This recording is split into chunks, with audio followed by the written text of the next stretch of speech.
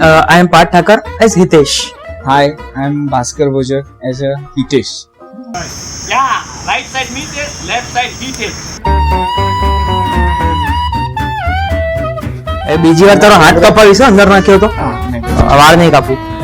એ તો ભાઈ ખાસ આના માટે દીધો છે, આના ઘૂંઘરા વાળ અને મારા આવા કાપી નાખીએ એવા વાળ માટે. બાકી એક્ટિંગ તો ઠીક છે, હવે કરી નાખી છે તમતા.